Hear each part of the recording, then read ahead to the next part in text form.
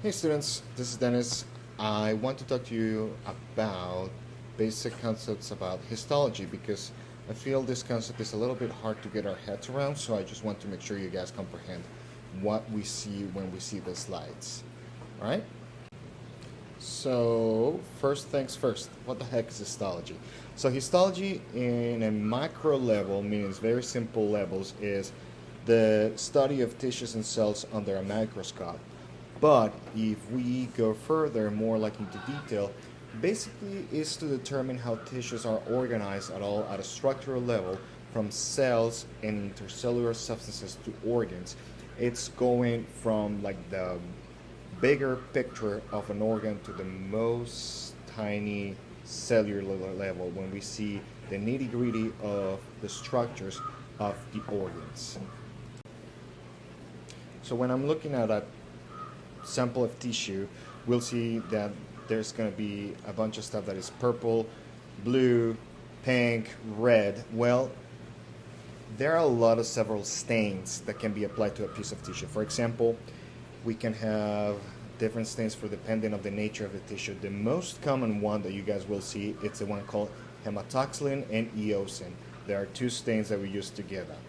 So the first one is called hematoxylin, which is a basic stain that stains very acidic structures, resulting in a purple and bluish hue. So those structures are acidic by nature, and you will see those concentrated in the nuclei of the cells, meaning where all the DNA and RNA and the ribosomes are stored. This kind of stain is called basophilic. Okay? Then we have the one that gives us the pink reddish hue, and that one is a eosinophilic structure. This is the eosin stain. So this one will target primarily the cytoplasmic. So it gives us the structure of a center that is bluish purplish and then surrounded by a sea of pinkish reddish structures. Okay? As I have mentioned before, besides the H and E, there are other stains. And this is because not all tissues can stain with this basic stain. And sometimes we want to see those structures such as the nervous tissue, or sometimes the mucin stain structures such as the goblet cells. So this is the least of the other stains that we can find, and there are more. So this is just for your information, guys.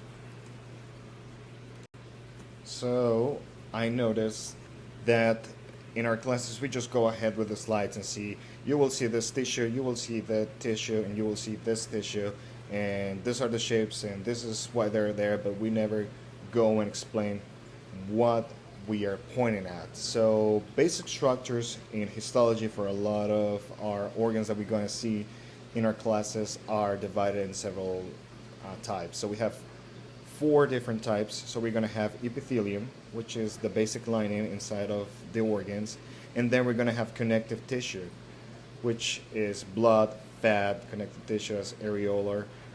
Blood, believe it or not, it's a connective tissue. We have nervous tissue, and we have muscle tissue. So with epithelium, we are already familiarized with this one. We have talked about this one when we are talking about the lining of some organs such as the esophagus or the small intestine.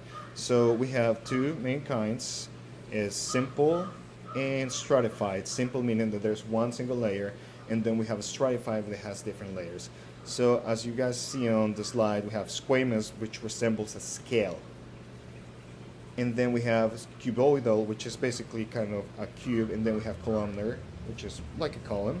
And then the stratified counterpart is the same structure, but it has layers on it. And you will find this one on the linings inside the organs, such as the GI tract. So I like to show you some examples of how this epithelium look like in some organs. So we already talked about the GI tract, and you can see the simple columnar in this microvilli here. And then we can also see some cuboidal structure just little here, and looks like this, looks like cubes. But also we have the squamous, which is only one layer and it looks like scales, and it's in the lung. Also, we have stratified different layers, as you guys see here, and this one is in the esophagus. But we talked about like this area, it has several layers because there's a lot of transit here. We have a lot of it coming this way. Then we have the cuboidal, which is surrounding the duct, which basically does that. It's just surrounding some ducts. The columnar here is the salivary gland, and we see the columns here, but we see that there are different layers here, right? And then I'm blocking the one for bladder, but it's transitional. The reason for this is because this one is going to be expanding. This one is the urinary bladder. So as you guys know, this one is going to be expanding. So it has to adapt to the occasion.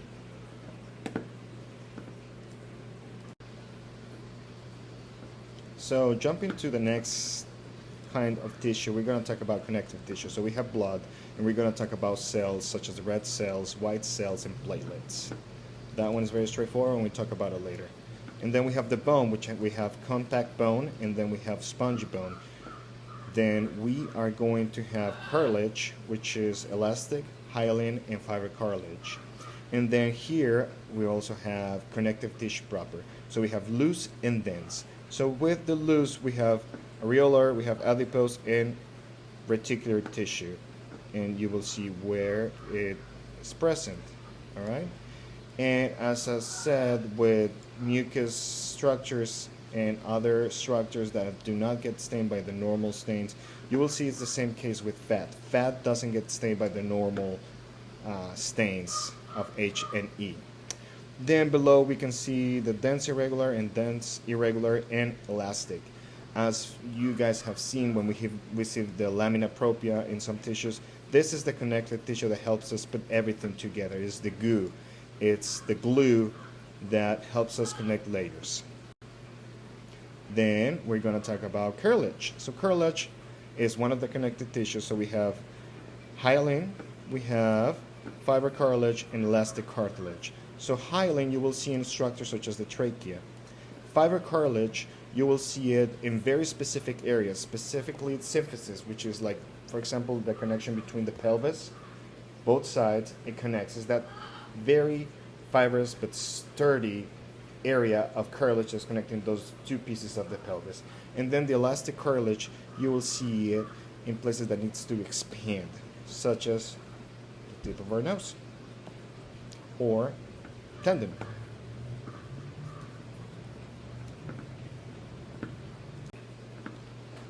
So now we are going to have bone tissues. So we have spongy bone, and then we're going to have compact bone.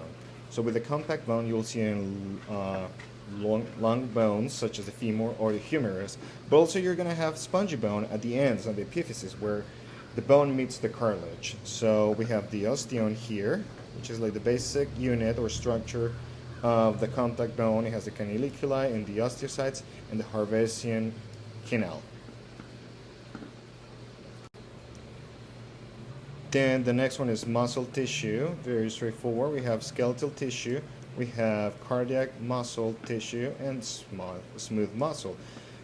This one we have seen already, the smooth muscle, in our GI tract class. This one is the one that we will see always in our muscularis layer because it helps us with the movement.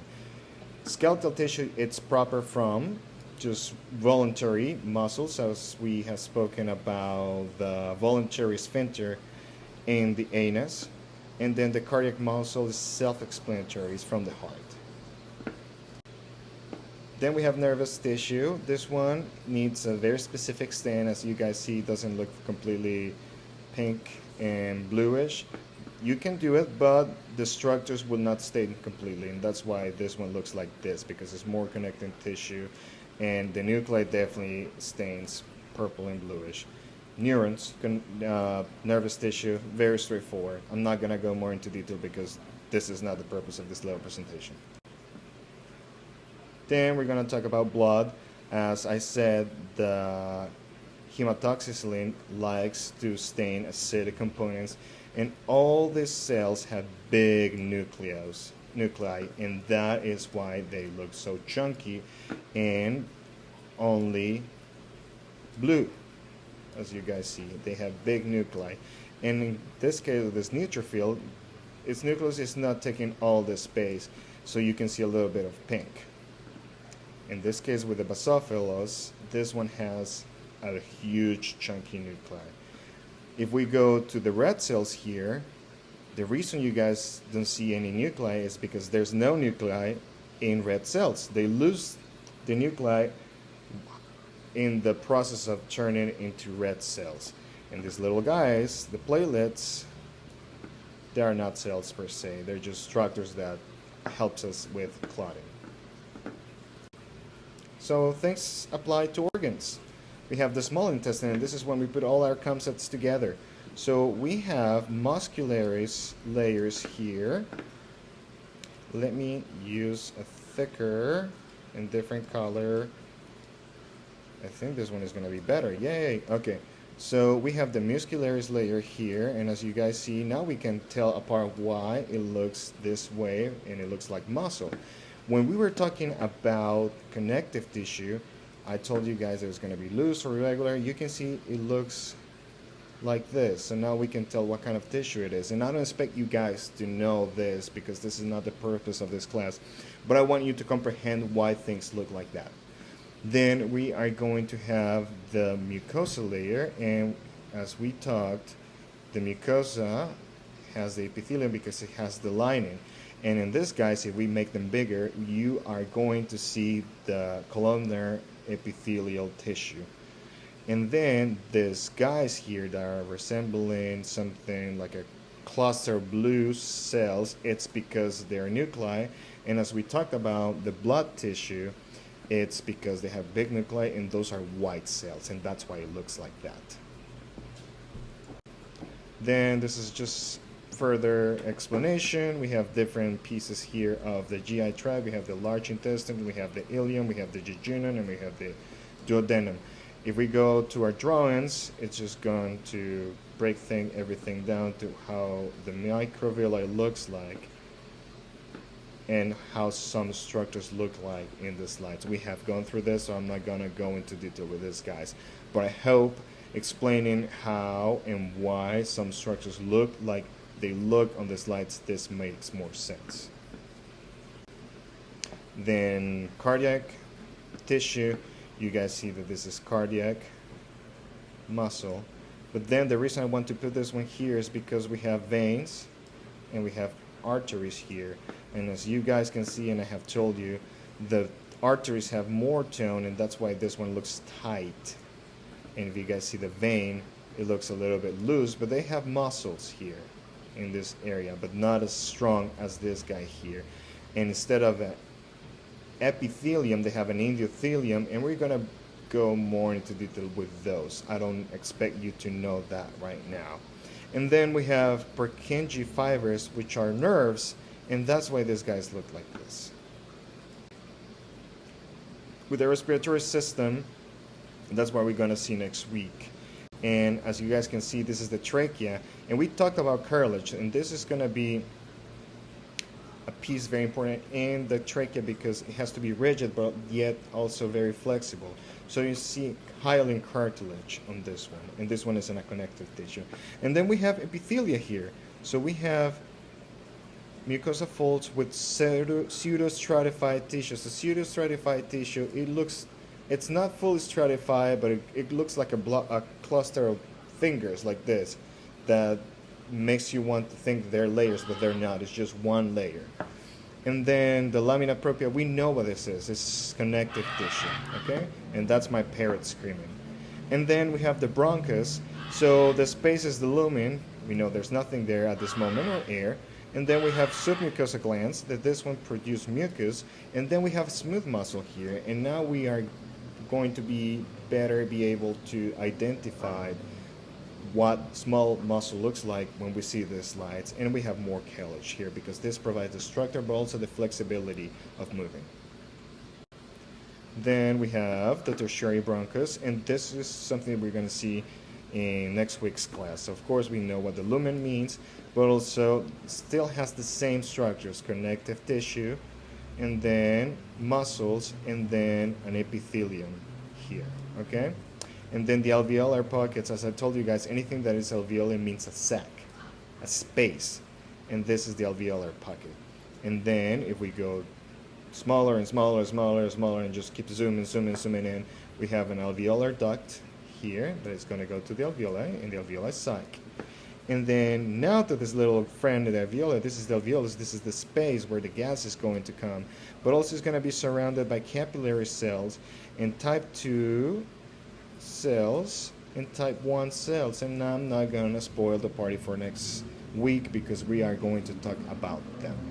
But this is the sac. This is when the gas exchange happens. Okay, that's it. I hope this helps. I really wanted to do this, and I spent a little bit of my time on this Friday afternoon to do this for you guys. So I hope it helps, and if you guys have any questions, please let me know. Bye.